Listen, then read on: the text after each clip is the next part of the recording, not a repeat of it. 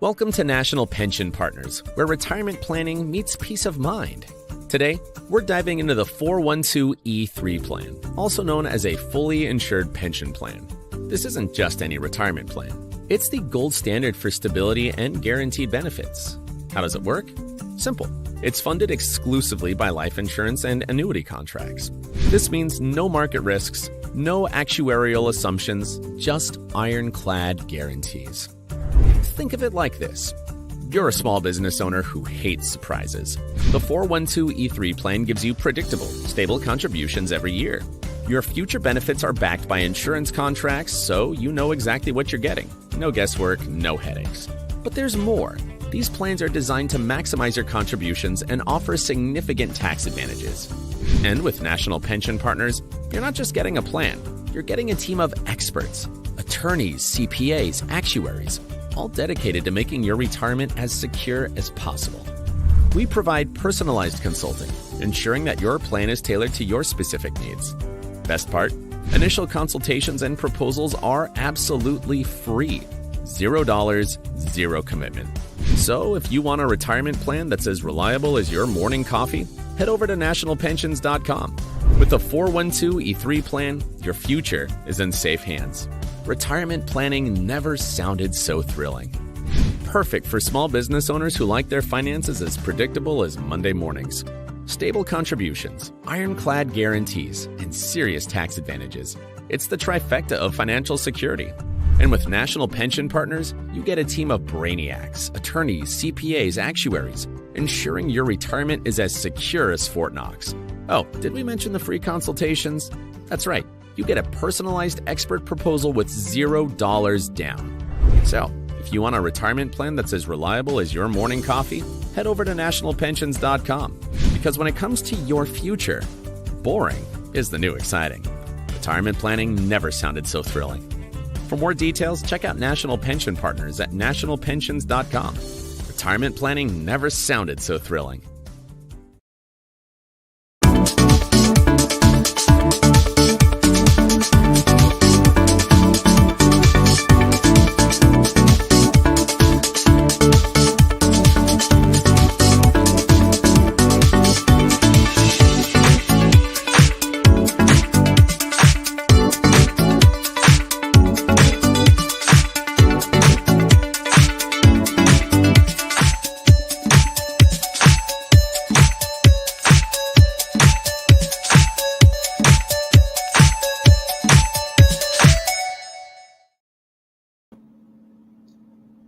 All right, folks, it's time for the news report. And of course, I've got a quick question for Rick when I get done with some of the news and all along those lines. And we'll see who else decides to join us and everything. But the question is based actually on the interview, a special interview that was done on yesterday, Tuesday, instead of its usual Monday, with the lady that is involved with Hollywood and involved with the musical community and all along those lines. But she's got some things that she's selling, and I'm going to find out if Rick's going to be involved in that and all along those lines. But we'll get to that in a second. But Hezbollah is vowing retaliation against Israel for a deadly pager explosion across Lebanon. So definitely that is something we were talking about yesterday and everything. And there's even some possibility that Hungary is the ones that made those exploding pagers. And like I said, this could be a new trend in warfare. And a lot of people have got definitely their phones. I don't know how many people have the old-fashioned pagers and everything, but that is something that is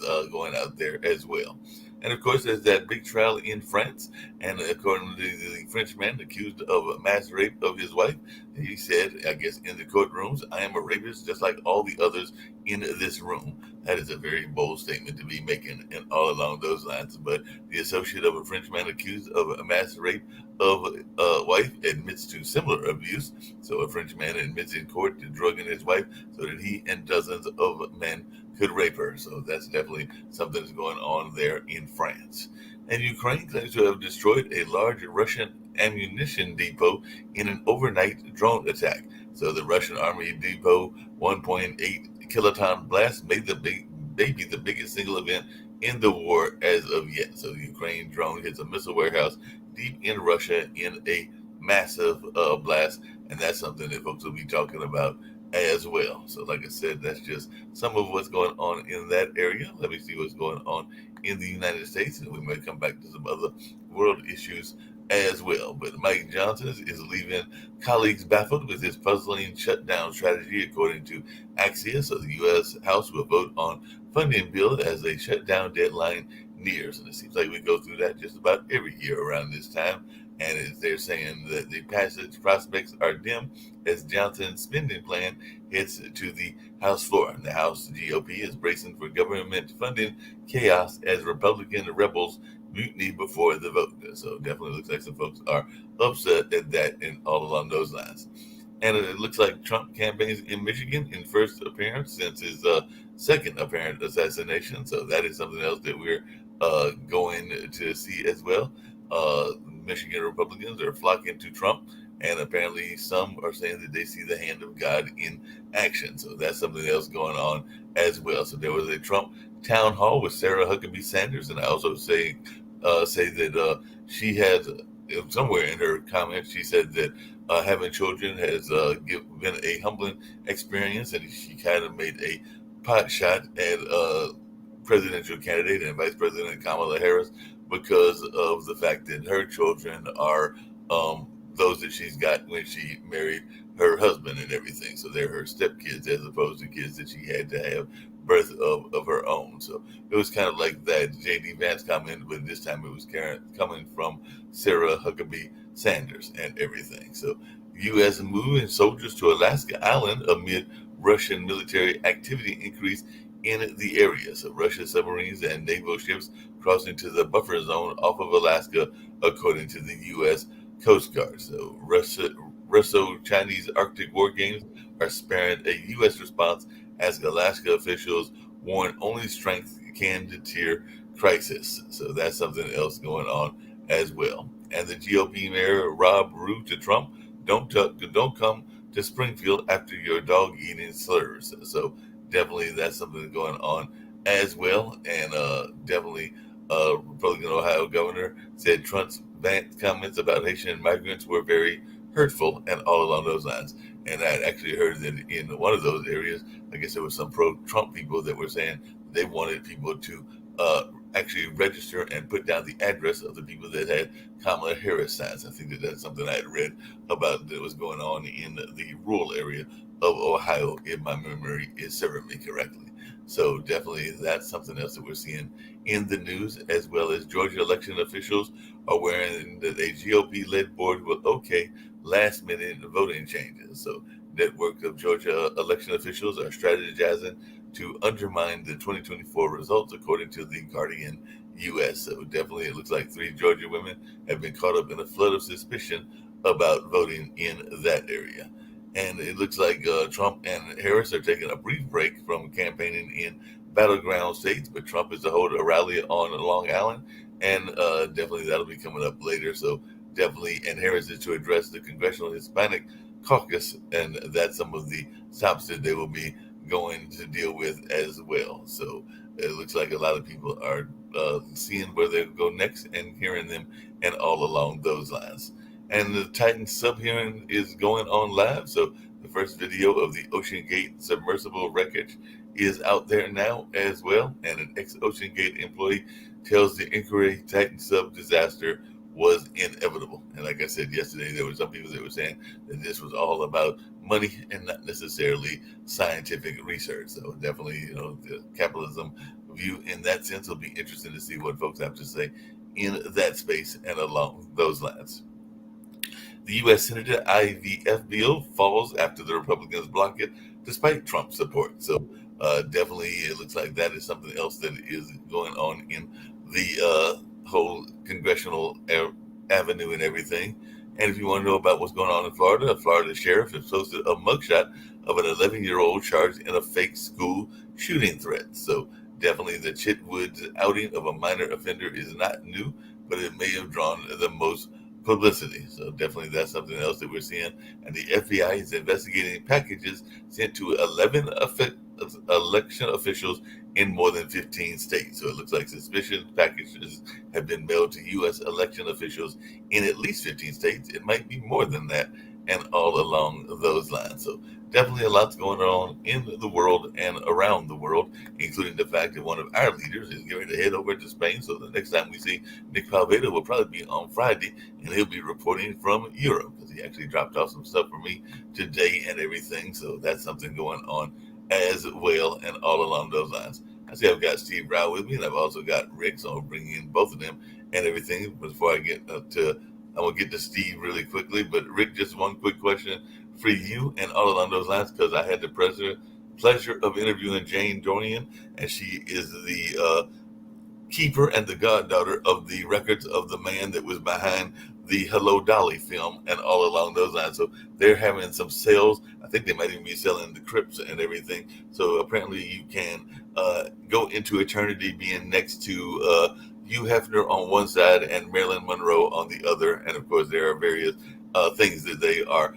putting out for sale as well. So I was just wondering if there was something as a person in California that you would be interested in, because it was a fascinating interview that I did with her yesterday, as she shared some of the stories, including the fact that, speaking of assassination attempts, Hello Dolly came out right after the Kennedy assassination attempt and was an attempt by the musical community to bring some healing to a very sore time in the nation. So I don't want to end up in a crypt. I'm enough of a lunatic that if there's no better alternative, I'm going to have my head frozen to see if they can bring me back later, which is a very low probability. It's not very likely that they could, but Ted Williams did it. His head is, the Sultan of Swat, the great baseball player.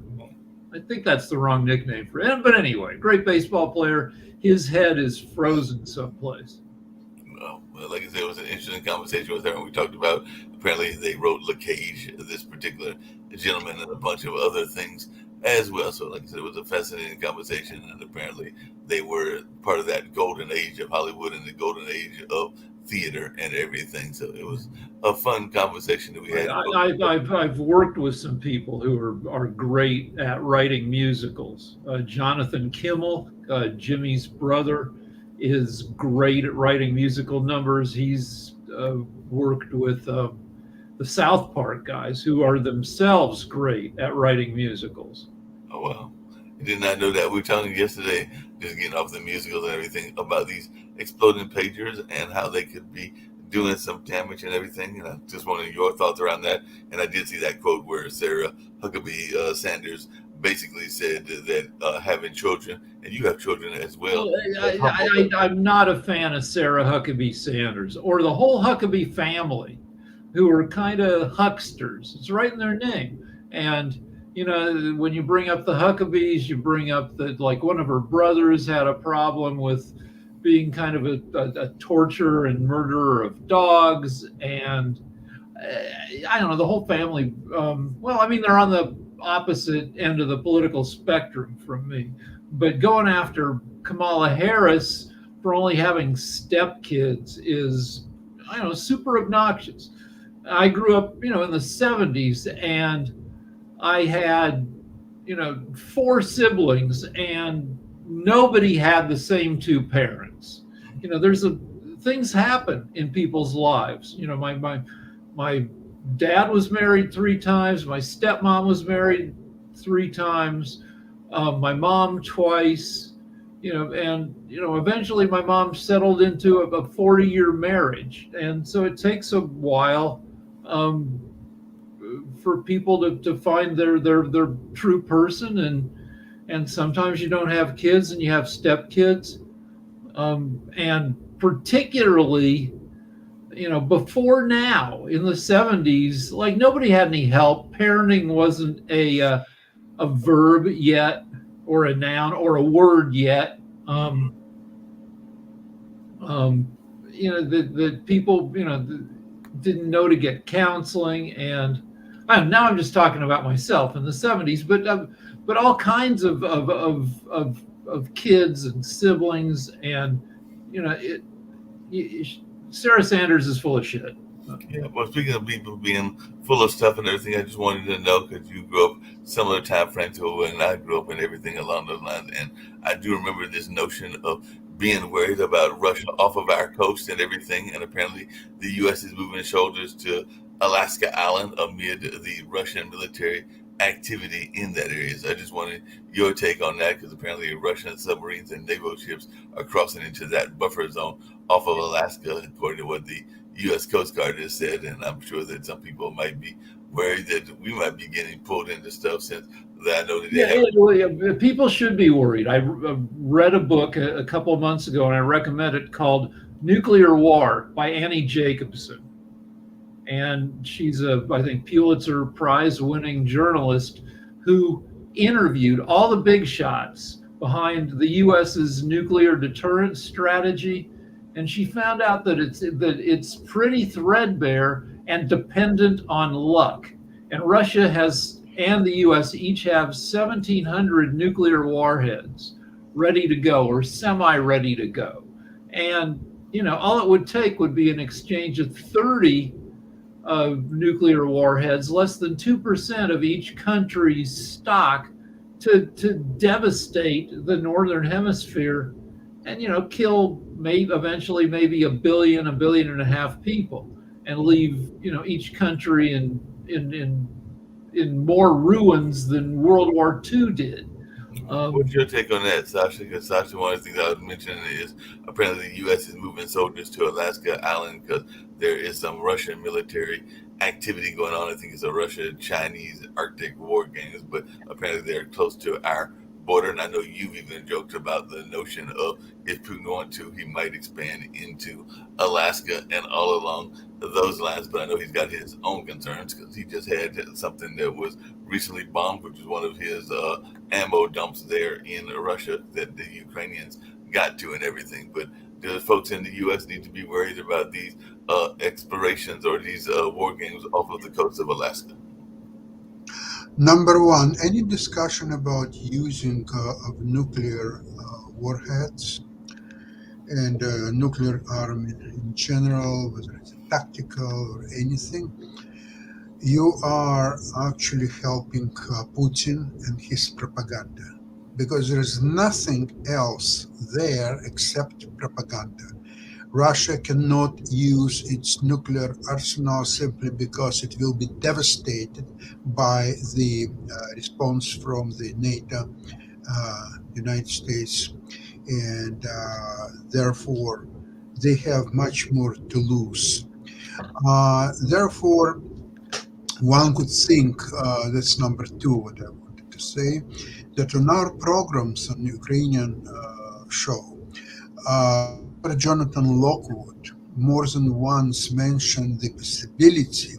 Technology does exist. It's a matter of willpower to create a system whereas all the possible nuclear attacks through the forces in arsenal of Russia, they could be all easily detected, and not only that, destroyed while they are just getting up to speed. And that system, technology exists. Basically, part of it is the placement of spaceships with a laser, with the men actually flying the spaceships with lasers, which would destroy the Russian missiles when they're just taking off. So they're not flying that fast at that stage. That could be easily detected and destroyed as well. Once that system would be implemented, Russia would never dare even to think about it or talk about the using it, because all its potential 1,700 or so warheads, they will become useless and obsolete. So technology exists. It's a matter of willpower to implement it. Now, if it's $1 billion, $1.5 billion being killed, I've seen some other estimates where it would be, nevertheless, 270 up to 300 million people would be killed, but it's really hard to say. Again, if that system that what I just described would be implemented, then would be a very, very small number of casualties, and most of these casualties will be on the Russian side. All right, so Sasha makes a number of good points, and maybe I think Sasha's number of 300 million killed is closer to reality in a limited nuclear exchange where a total of 60, that's, probably, ignoring like any kind of climate effects of nukes going off. But the US right now only has 44 missile interceptors, ballistic interceptors, and each one has less than a 50% chance of taking out its target, because you see the Iron Dome in Israel to take out missiles, but those missiles are traveling at hundreds of miles an hour.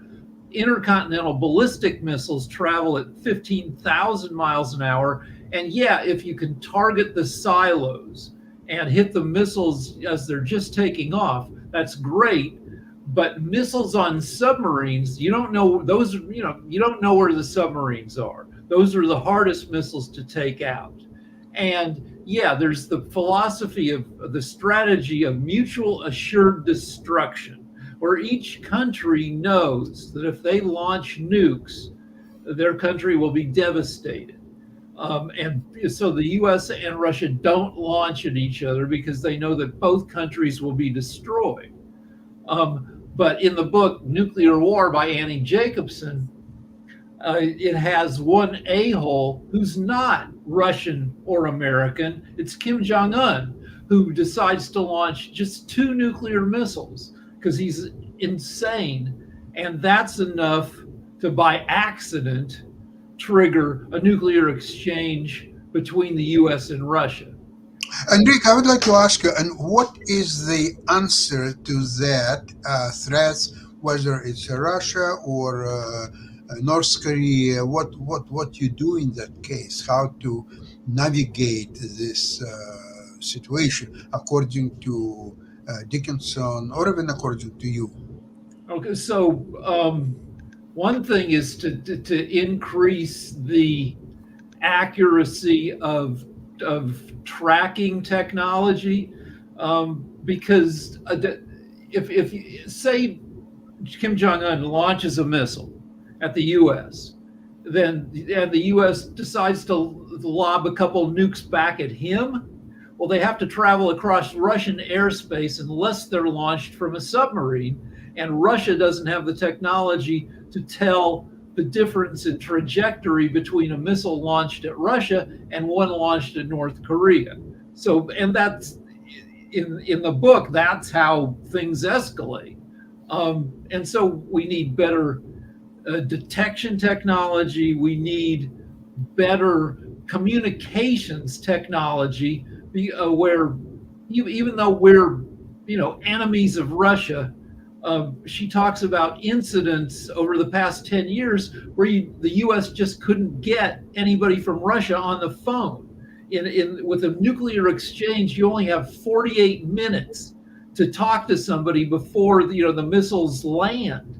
And so you need to be, if you're going to throw missiles around, you need to be able to talk to Putin and say, we're not aiming them at you, buddy. We're aiming them at Kim Jong-un. Well, I think you guys are a little bit overstating the threat of nuclear annihilation. Let me just say a couple of things. Firstly, if you ran Vladimir Putin and said, I'm shooting some nuclear weapons and it's going over your airspace, but don't worry, we're not attacking you. I mean, why would he believe that, Tim, right here? Why would he believe that? Secondly, look, I'm not going to defend North Korea or Kim Jong-un, but I don't think that's realistic. I don't think that he's going to start launching nuclear missiles at the US. People can obviously be critical of North Korea and its the lack of freedom compared to us, but I don't feel that's a likely scenario, to be honest with you. So I'm writing a novel about the future. And Oh, okay. Sorry, my Right. apologies, Rick, because I came in late, so I didn't hear all that. No, So, no, sorry. I was, but no, I'm just talking about. So I wanted in the novel of the future, I wanted to have a limited nuclear exchange someplace, and Okay. I was thinking, where would that likely be? And it could be between Pakistan and India, which both have nukes, but I don't think they do it. So I had Iran try to send a nuclear missile into Israel, which Israel manages to mostly intercept, and then Israel drops a couple of nukes on Iran's nuclear infrastructure, which is buried deep underground. Yeah. With the, but I mean, I'm afraid I'm going to have to disappear in a couple of moments, but no, that sounds fascinating, Rick. I apologise. I didn't actually realise that you were talking about a book. So when you write it, please let me know, because you know that I'll be the first one to want to buy it. I was talking about a nonfiction book, but then I Yeah. was talking about like that if there's a nuclear exchange, the U.S. and Russia are maybe not the most probable, people to do it. As a point of fiction, I've always been fascinated by this concept. There was a movie ages ago, and I can't remember exactly the context. I think aliens invaded or something, and the Mexico government shut the borders because all the Americans were trying to run to Mexico. I think it'd be really fascinating as a fiction concept. What would happen if allied countries were to go to war with each other? Like say Australia, Canada, and the UK went to war with New Zealand and America, or something. Do you know what I mean? Like I because we're all superpowers, we've all got nuclear weapons, we all believe that we're the greatest country ever. I think that'd be fascinating. There's a brand new movie like that called Civil War that came out a few months ago, and it's now on HBO. And it's about what if the U.S. went to war with itself with. There's a guy who won't leave the White House. He's kind of a Trumpy guy. He's in his third presidential term. And California and Texas have sent, which is ridiculous because they work together, but they've. Hey, I'm really sorry, Rick, to cut you off. Hey, Toby. Sorry, guys, I have to go. So I have to love you and leave you. Rick, I'm going to send you a text message later or an email. There's a book I'd love you to read. It's called The Mandibles. Fascinating book, and I think that not everybody would enjoy it, but I think you would. All right, guys, have a great day. No problem. All right, so we've been off on these tangents. No, speaking of the tangents, I was actually going to go on another tangent and everything along those lines. And I don't agree with what the gentleman said, but since it's 4 guys, it was 5 guys here a minute ago, and I'm probably going to make a lot of people mad, including some of our women listeners and everything. But what is our thoughts around this notion of this French trial? Because what the gentleman said is basically that this notion of what we do as men to the women of our lives and everything borders on rape to a lot of them. Because basically one of the gentlemen says that he's a rapist just like all the others in the room. So he was, and he's okay. So we got to explain the trial. This lady falls asleep for years, for like 10 years. As soon as she falls asleep, turns out her husband's been drugging her. Once she's unconscious, he invites guys over to rape his wife. And this went on for 10 years with, I don't know, hundreds of guys. So he's a monster. And the woman, she thought they had a loving marriage. He was perfectly nice to her when she was conscious. He was having her gang raped when she was unconscious. And, I got to say that people's sex drives are not their friends. That evolution wants us to reproduce, whether it's in our best interest or not. And being horny makes us do all sorts of horrible crap. I live near a college. Duke is not that far from me. I'm literally around the corner. State and UNC are not that far, and date rape is a very real thing that goes on. And there's even folks that have abused folks, including in relationships and everything. So that's I think that's where the guy was going with his defense and everything, which is this notion that there's a lot of things that go on that could be considered that even within the marital relationship and everything. Two of our last 4 or 5 presidents were elected because of because guys were because of guys having weird sex things. So George W. Bush gets elected because Clinton couldn't hold himself back from jizzing on Monica Lewinsky. And Trump gets elected because Anthony Weiner couldn't hold himself back from sexting underage girls. It's a long chain of events in each case, but in each case it leads to Trump getting elected and Bush getting elected. Well, I mean, but Trump's got his own issues because right now a lot of people, I think Jacoby brought it up yesterday on one of our recent episodes and everything, there's a lot of people that are asking the question, not where's Waldo, but where's Melania, because apparently this Loomer lady is very much in his circle, and there's a lot of people that are thinking that this could be a affair going on because he's known to have a number of affairs as well, so this could be possibly him. I'm sorry to talk so much, but there's a ton of evidence that Melania hates Trump. There are people who tell the story of election night 2016 that Trump never intended to get elected.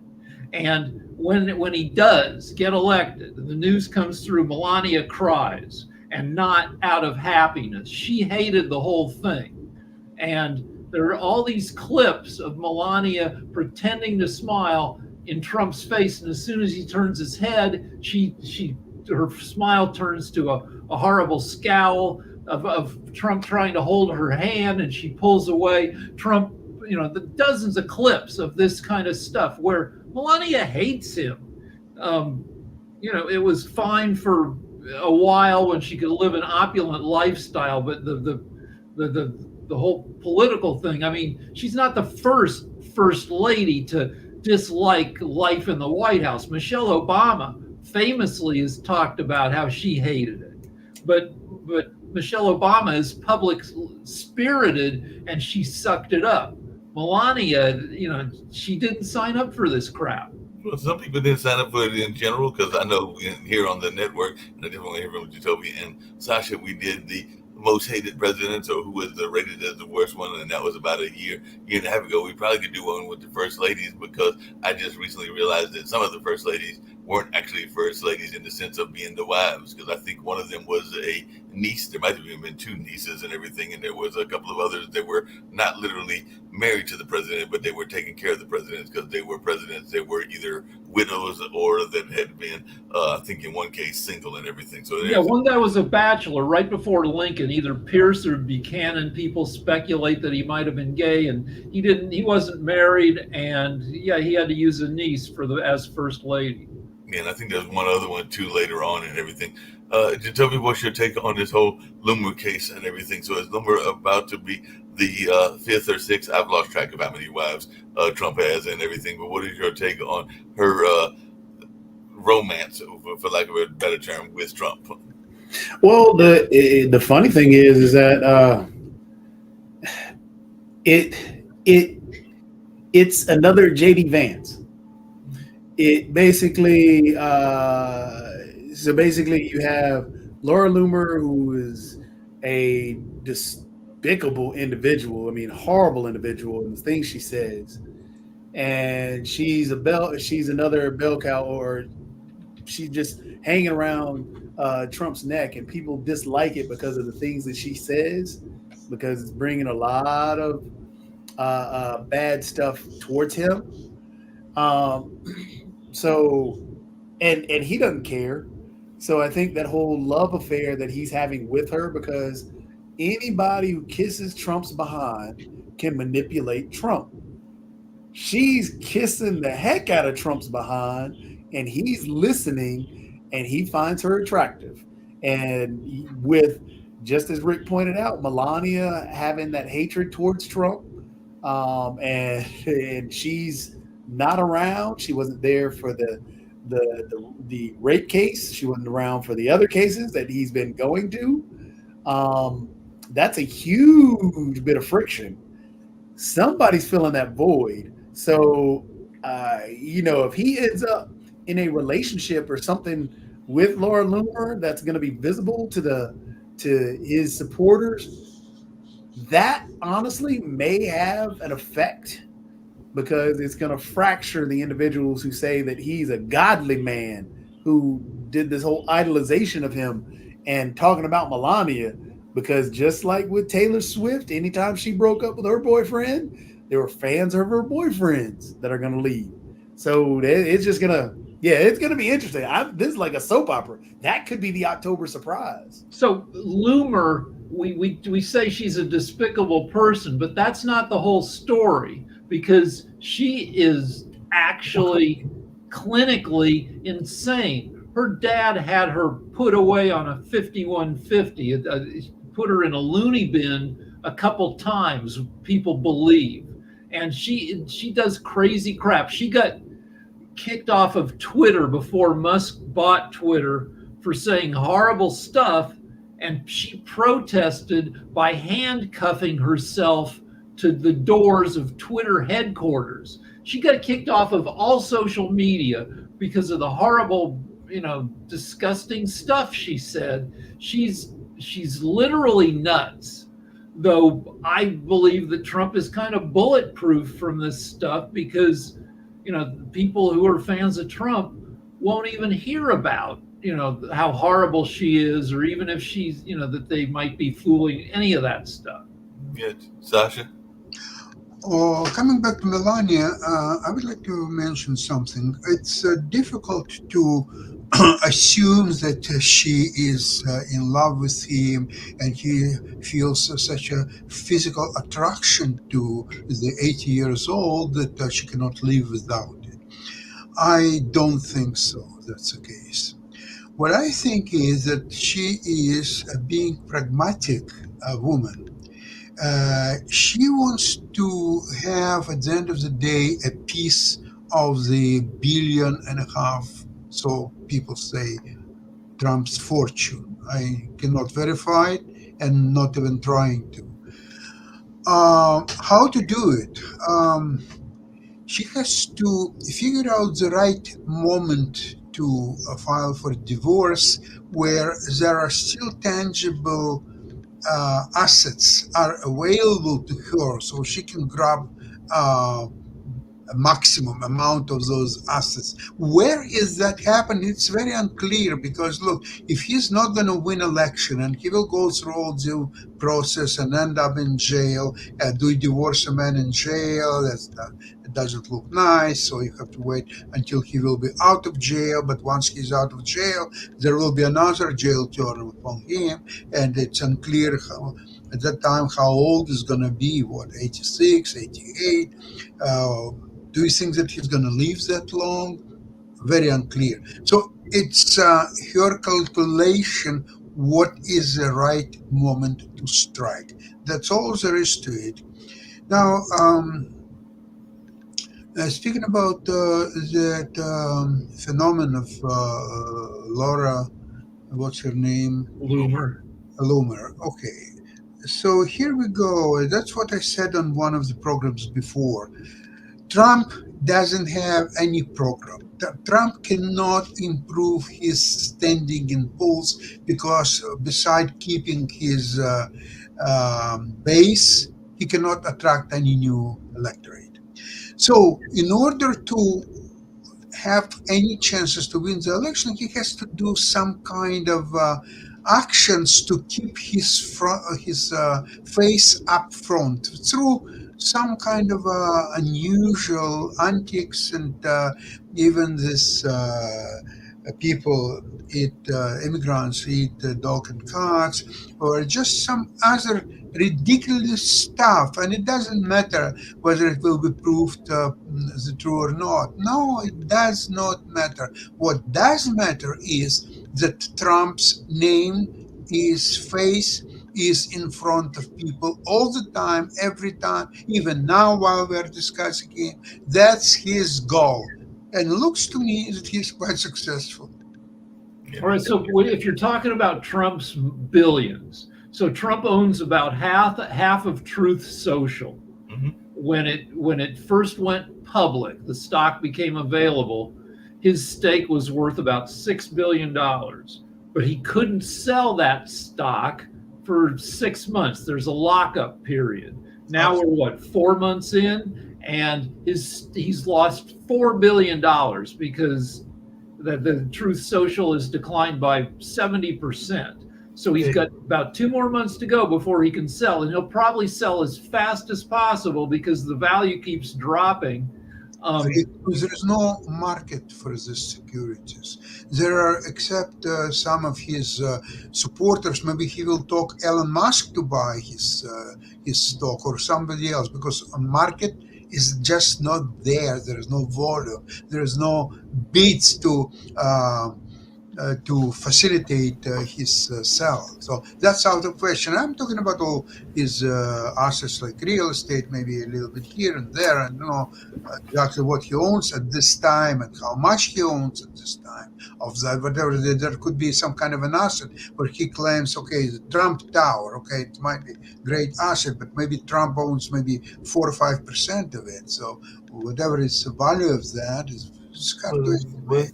There's 2 other entertainment cases, including one that might wind up being almost like Epstein and everything. And I'd love to hear your thoughts. And maybe Jacoby's got some thoughts about them, because they are very much major players. One of them in North Carolina and everything, the other in New York. But apparently there is a person out of the rap world, Sean P. Diddy Combs, that got locked up in a sex trafficking case. I think that he's now trying to get his bail together and everything. But is this going to be the beginning of the end for that particular individual that was a powerhouse in the hip hop industry? And are we going to see something? Yes. Jeffrey Epstein. Yeah, and it's like I said, your sex drive isn't your friend. Everybody should be very suspicious about what your horniness makes you want to do.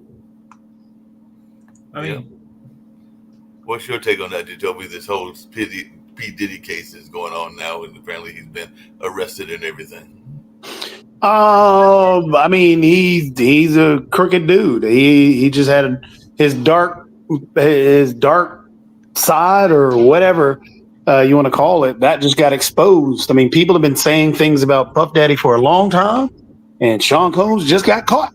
He finally got caught, and that's what it is. Because the young lady Cassie, who he had been beating on for years. She had actually told people, but nobody wanted to believe her because it was Puffy. Eminem has been calling Puffy out for a long time. So, matter of fact, in his recent album, his last 2 albums, he's called Puffy out and tried to expose him. But no, again, everybody took it as a joke because it was Puffy, and he had this I guess people believed in this mystique, this imagination of who he was, and no, it just finally got exposed. Oh, just to point out, also, because I know we were talking about Trump and Truth Social. Truth Social isn't a really, really big thing because everything on Truth Social is banking on the fact that if Trump goes in, that's when the stock will jump. But even more so, crypto. His sons have started their crypto thing. I forget the name of their crypto. It's like World Finance. It's some name. But he was supposed to go and talk, and I think he did this past. I think it was yesterday or something on Twitter. But they were supposed to be announcing this brand new crypto coin or this Bitcoin that they wanted to announce. And that is huge because he's been on this kick for crypto, even though he wasn't years ago, up until he got some backing from some crypto people. Now he's all on this crypto. Well, ever since his sons jumped in the crypto world, now his sons are trying to push this crypto coin and talking about this world currency. That will be what will be pushed if Trump goes into office, of some world currency, and that will be the name of whatever the crypto coin is, and that's what that'll be how he's going to make his next grift on people. I would like to mention something. Mark, I don't know if your friend is coming on the financial show today. Not today, but they are open to coming in the near future. Yeah, I wish him a lot of luck. And it's a her. Yeah. Okay. What I'd like to mention is that essentially all crypto story is the fight against U.S. dollar and as a consequence against United States of America. All this talk about some kind of independent mediums that you don't depend on the government, who can do anything what they want, and so on. This is to facilitate a medium for international terrorists, perpetrators, the con man to use this medium to stay away from US dollar that can be detected and can be and is not the easiest choice for the terrorists and all kind of uh, people who are trying to use any financial system that cannot be detected and can be hidden somewhere or so on. So all the cryptos, all that is a fight against United States and US dollar. That's all what there is to crypto. We'll find out from Nicole Franklin because that's who you're talking about and everything. And she does label herself as the crypto COO, and I think that she's got some things that were going on in her family. So once she deals with those, she was not backing off from being on the investment show. So hopefully we'll see her in another week. But this whole what she's got to do. This whole crypto thing, it just shows how unserious Trump is about running for president and being president. He did 48 days to go. And instead of like buckling down and trying to run a decent campaign, he's doing this his latest financial scam. Well, it's so crazy. But speaking of financial scams, because I wanted to get to one other story that involves a North Carolina person, but a international North Carolina person and everything, and another major company, which is basically Jeff Bezos' company, because apparently Mr. Beast and Amazon are being sued by contestants on the Beast Games competition show, and apparently there are some allegations of unsafe work conditions, sexual harassment, and a number of other things. So apparently this is something that Jeff Bezos and Mr. Beast have to deal with now. So all right, good luck with that. I've actually sued a game show, and nobody has ever won a lawsuit against a game show. You get into court and judges are like, why are you you're an idiot who wanted to go on TV and make some easy money and you didn't do it, and why are you wasting my time with your bullshit? So what's your take on that, Jacoby? I know that you have had some dealings, I think, with Mr. Beast and everything, but what's your take on that? I haven't had any dealings with Mr. Beast. I mean, I know of him because who he is and stuff about him, but no, I haven't never had any dealings with him. I mean, I don't really have any, I don't know much on the cases, don't know much on the information or much information on there. So I don't really have any take on it. So let's go back to Sean Combs for 1 sec. And there's an equivalent case. Mm-hmm. R. Kelly is serving a 20-year prison term for, among other things, peeing on an underage girl and capturing it on video, and also beating the hell and psychologically abusing, the same crap that Sean Combs is accused of. And one of the details in the Sean Combs allegations is that they had 1,000 boxes of lube or tubes of lube ready to go for their freak nights. So he's looking, there's a ton of evidence. He's looking at, I don't know, probably at least a decade in prison. Yeah, I would think that and everything. One of the other things I was going to get to, and I definitely want to hear from all three of you on this and everything, because one of the reasons I guess Nick and Kim founded this network was this whole notion of economics. That's why they love the economic show with David Walker and a number of other things. And apparently we're about ready to run into another government shutdown, and this could be even what impacts the election. So what is our take on what's going on with this House bill, and are we going to have yet again another government shutdown? So the Republicans can't stop stepping on their own dick. So they seem to rely on the idea that their base doesn't really pay much attention. And so they just like do their dysfunctional stuff. Trump, he's like, yeah, I can get hand jobs from a 31-year-old hate-filled crazy lady. Nobody's gonna care. The Johnson can, we can shut down the government. Our base won't even notice. Yeah, and that's a terrible way to do politics. And you're right though, Rick. It's just that's why they are the least effective Congress in the history of the U.S. They haven't done anything. They truly haven't done a thing, and they rely on the extremities of, okay, we're going to push you to the limit, and then we'll shut it down. What they're wanting to shut it down over now, instead of passing a funding bill, what they're wanting to shut it down over is a bill that says illegal immigrants can't vote, or undocumented immigrants cannot vote. Well, that's a federal law already. So what they're trying to do is shut the government down over a showpiece so they can run to their constituents and say, hey, look what we did. We made it impossible for undocumented immigrants to vote, thinking that their individuals are so ignorant of the Constitution and actually our laws that they're going to shut the government down over something that's already there.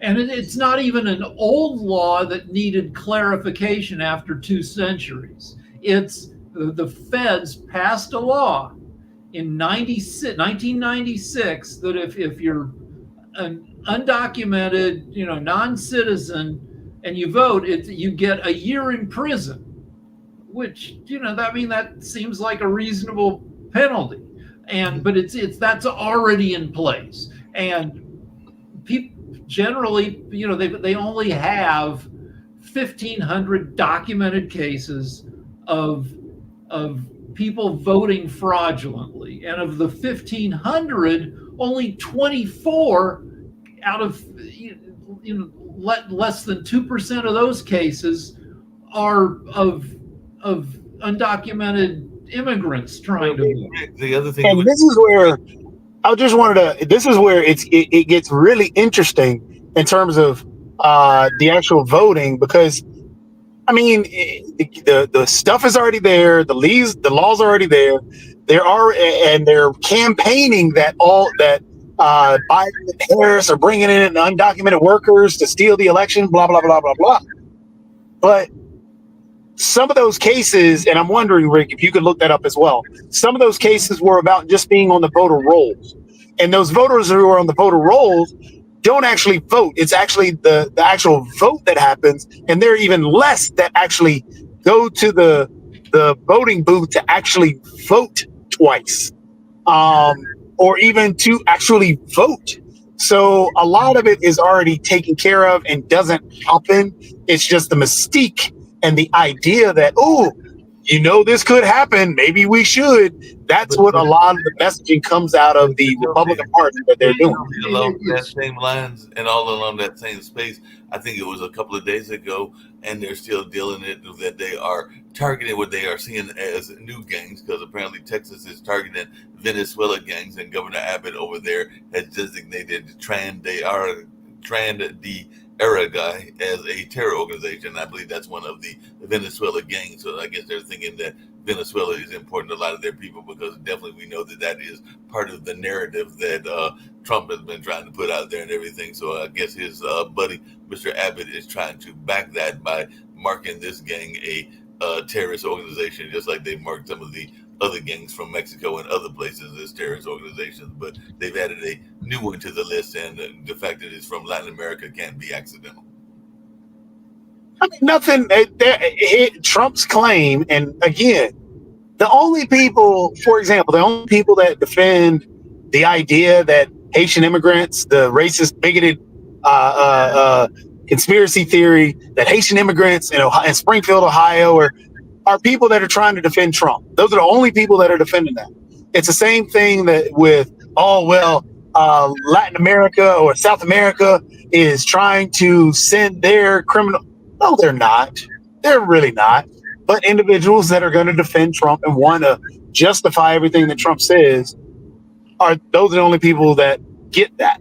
Or say that. It's just, it's the message. It's an echo chamber message. But the flip side of that is that you've got apparently some Democrats that are using the abortion issue, because one of the articles that I also seen was that Democrats are blaming abortion bans for a Georgia woman's death, that being Amber Thurman and everything. So this is going to be a way that the Harris campaign will look at Trump and some of the Well, decisions. there is a difference with that though, because if Roe v. Wade would have allowed that young lady to get an abortion, Trump is campaigning that he is excited and happy that he removed Roe v. Wade. There's a direct connection there with the migrants and they're all Venezuelan, all of them sending gang. That's just untrue. That's just demonization of immigrants and basically it's the reason why there's a spike in that hatred towards immigrants is because of the fact that people are saying, hey, these illegal immigrants are nothing but criminals, which is what Trump runs on. But in terms of that's different. Steve, I think Steve might want to give some closing remarks and everything. So how are you doing, Steve? Steve, can you I hear was a keynote speaker at a first responders. Yeah, can you hear me? Yes, we hear you. Yes. Yes. Yeah. I was a keynote speaker at a first responders breakfast, so I'm late and I lost you in the car. But anyway, no word here. I'm meeting Governor Beshear of Kentucky later today in Raleigh. He's coming here to speak for Josh Stein. There's a briefing. I'm going to be going to that. Probably have some news to share tomorrow about that. I think, of course, Senator Vance is here. I'm not going to call him Senator. I'm going to call him JD because he doesn't call the vice president by her title. So JD is in town, I think, speaking at noon. And the person that shall be not named, kind of like Voldemort in Harry Potter, Donald, he is going to be speaking, I think, on Saturday in Wilmington. But the polls are tightening. It looks like North Carolina is going to be a very close race. And we'll be talking about that on Thursday and Friday. But try to see if there's any other breaking news going on in the world.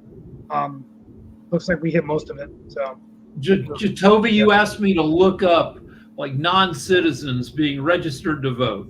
So I found the stats for Oregon. Oregon has 4.2 million people. They have a motor voter law where you register to vote when you get your driver's license. And since 2021, they accidentally registered 306 non-citizens to vote. How many voted? Two. Perfect. Yeah. So, and was this on purpose? Was this a conspiracy to get people to vote? Probably not. You're a non-citizen. Somebody tells you should get a driver's license so you don't get in trouble when you're driving, and you go and they register you, and you don't talk very good English or any English, and like you end up being registered to vote. 300 people, less than one Oregonian out of 10,000. Yeah, two is not a lot. Just really quick as we get ready to head out the door, and maybe Steve's got some other thoughts as well, but everything. No, that's it, guys. I'll see you tomorrow. All right, I'll see you tomorrow. The other story times out there.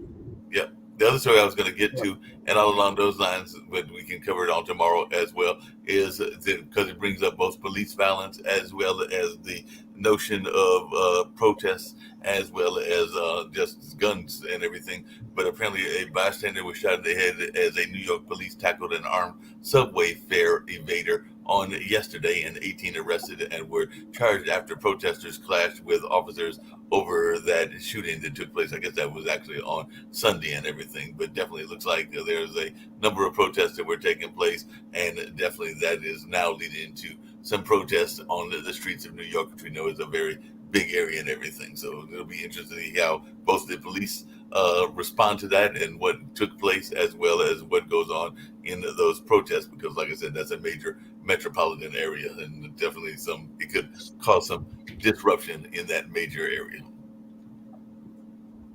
So, okay. All right. So the U.S. has 850,000 police officers in the U.S. And so, and I'm sure most of them are fine people, to use Trump's, but they're a bunch of a-holes, and so a-holes are going to a-hole, and also, good cops are going to make bad decisions. So there's we should treat, I believe we should treat being a police officer like they treat sports. In sports, they have video of everything. And then after a game, they sit you down and they analyze every freaking shot, every play, and that's what they should do with cops. The part of the morning meeting should be looking at body cam video, whether it went right or wrong. A few clips every morning, like, well, here's how it went with this guy, and and it went well here. It didn't go so well here, because a lot of the interactions where black people get shot, this white cop who's maybe not even an a-hole, but is afraid of black people, overreacts and just starts pumping bullets into a guy. Yep. And I do want.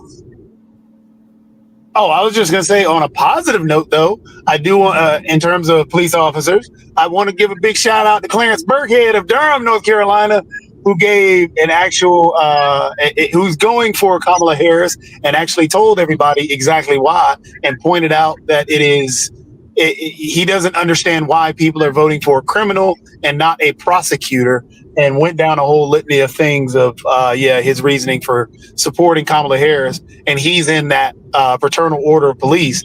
So I'm hoping that other officers will see the same reasoning that Clarence Burkhead of Durham, North Carolina, the captain, the sheriff, gave when he gave his reason. Yeah, the big point there, as we get ready to go out the door, I actually saw he gave a very powerful endorsement along with some other sheriffs of why they were supporting Josh Stein for governor. So I did see that commercial where he's run that several times along with 3 or 4 other sheriffs, including I think one from Forsyth County as well. They talk about the reasoning that they are endorsing Josh Stein as the candidate over Mark Robinson. And apparently Mark Robinson, because I read recently, is trying to backtrack on some of the things that he said and everything, because he's saying that he did not say just the skirts, because he also said that men have to pull up their pants. So I guess he was trying to say that both people have to behave in those kind of things. So it sounds like he's trying to backtrack on that, and there was another one that he was trying to backtrack on as well. Well, there's one more. Oh, and another 100 Republicans came out in support of Kamala Harris too. Sorry, Rick. Or there's one more profession that does a weekly review of their funding. Doctors have weekly morbidity and mortality meetings where I gotta go, guys. Mark, I can't find the links. Just disengage me. So every week, doctors at a hospital go over the procedures that didn't go as planned. Somebody ended up dead or injured. And so, like, cops should be like doctors, or like, the NFL players. You go over your mistakes so you learn from them. Yep, that makes a lot of sense. Got to learn from those mistakes and all along those lines. But we're going to get on out of here, and hopefully we'll have some of these folks we've been talking about maybe even making appearances. Sophie, you'll be glad to know, because I've talked to him several times, that I'm hoping to get Sheriff Burkhead on the show in the not too distant future, because he's been open to that possibility. So maybe after this we can get him on, but I've definitely seen him at different events in Durham and have raised that possibility. So I'll reach out to him via email and see if we can't get him, if not this week, in the next week or two. On that note, we're going to get ready to get out of here.